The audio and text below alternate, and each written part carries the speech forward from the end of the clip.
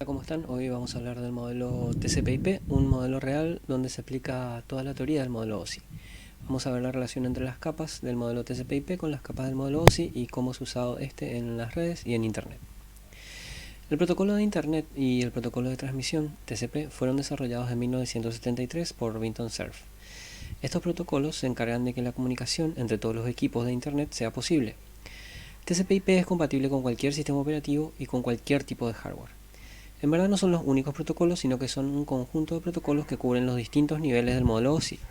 Los dos protocolos más importantes son el TCP, Transmission Control Protocol, y el IP, Internet Protocol. De ahí viene el nombre. La relación que existe entre el modelo OSI y el modelo TCP/IP es que hay una correspondencia entre las capas de cada modelo, siendo el modelo TCP/IP un modelo de 4 capas. Esto implica que algunas capas del modelo TCP realizan las funciones de varias capas del modelo OSI.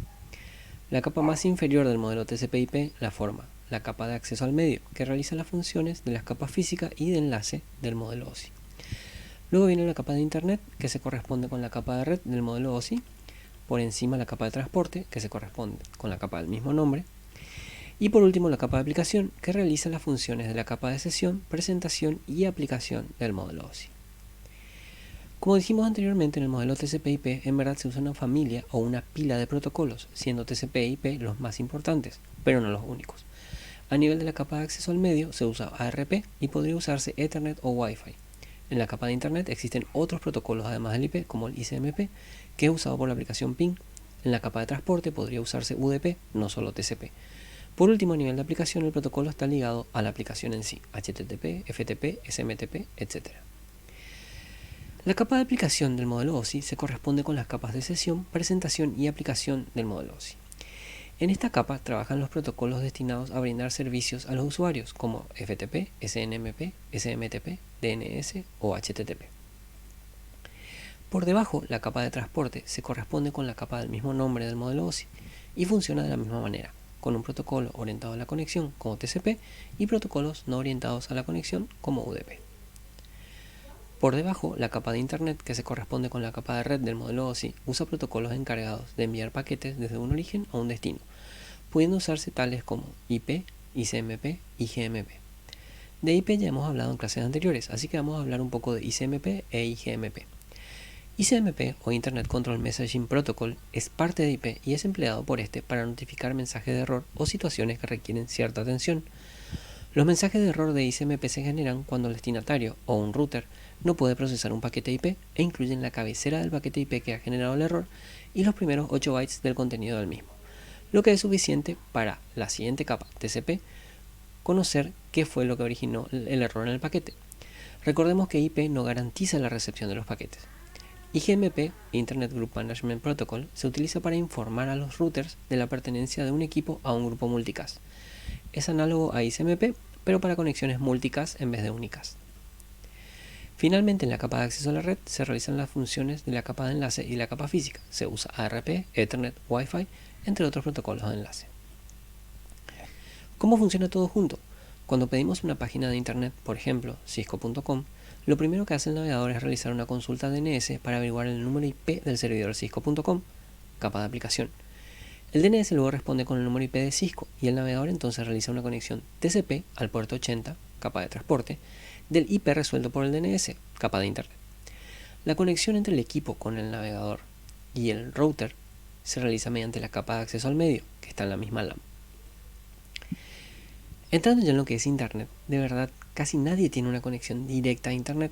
Todos o casi todos usamos los servicios de una empresa proveedora de Internet, un ISP, Internet Service Provider. Un ISP es una compañía que proporciona las conexiones y el soporte para acceder a Internet. Los ISP son esenciales para obtener un acceso a Internet. Los ISP suelen ofrecer los servicios de DNS y de puerta de enlace para poder salir a Internet. Así también el equipo destino tiene alta probabilidad de estar detrás de otro ISP y que entre ambos ISPs pueden existir varios routers intermedios.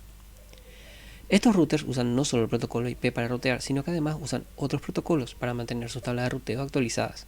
Algunos de estos protocolos son BGP, OSPF, RIP. Con respecto al protocolo IP, como vimos, todos los dispositivos tienen una dirección IP. Esta dirección puede ser establecida de forma estática o de forma dinámica.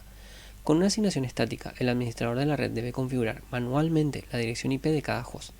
Las direcciones estáticas tienen algunas ventajas. Por ejemplo, son útiles para las impresoras, servidores y otros dispositivos de red que deben estar accesibles para todos los clientes de la red. Si el host normalmente accede al servidor de una dirección IP particular, no es adecuado que esta dirección cambie constantemente. La asignación estática de la información de direccionamiento puede proporcionar un mayor control de los recursos de la red, pero introducir esta información en cada host puede ser muy lento. En redes locales es habitual que la población de usuarios cambie frecuentemente. Se agregan nuevos usuarios con computadoras portátiles y esos usuarios requieren también conexión. Otros tienen nuevas estaciones de trabajo que deben conectarse. En lugar de que el administrador de red asigne direcciones IP para cada estación de trabajo, es más simple que las direcciones IP se asignen automáticamente. Esto se logra a través de un protocolo denominado Protocolo de Configuración Dinámica de Host o DHCP. El protocolo DHCP proporciona un mecanismo para la asignación automática de información de dirección IP, brindando una dirección, máscara de subred y una puerta de enlace por defecto, y otra información de configuración como podría ser el DNS. El protocolo DHCP generalmente es el método preferido para la asignación de direcciones IP a dispositivos en grandes redes, ya que reduce la carga de personal de soporte de la red y prácticamente elimina los errores de introducción de datos. Un ISP entonces podría, por ejemplo, usar DHCP para asignar direcciones IP dinámicas a sus clientes. Todos los dispositivos que se conectan directamente a Internet requieren una dirección IP pública exclusiva.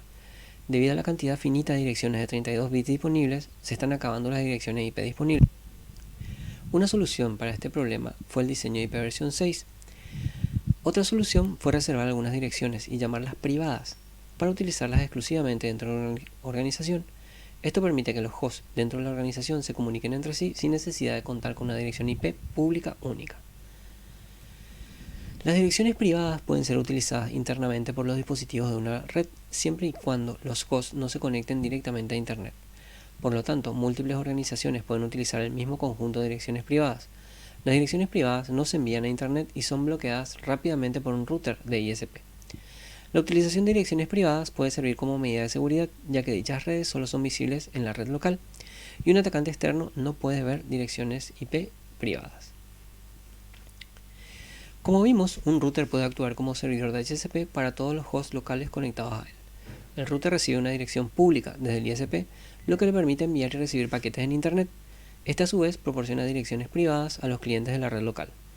Dado que las direcciones privadas no están permitidas en Internet, se necesita un proceso para traducir las direcciones privadas a direcciones públicas, para permitir que los clientes locales se comuniquen a Internet. El proceso que se utiliza para convertir las direcciones privadas en direcciones enrutables a Internet se denomina traducción de direcciones de red, NAT, Network Address Translation. Con NAT, una dirección IP de origen privado, local, se traduce a una dirección pública, global.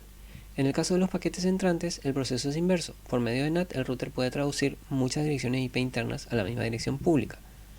A pesar de que cada dispositivo de la red interna tiene asignada una dirección IP privada única, los dispositivos deben compartir la dirección enrutable de Internet única asignada al router de forma pública.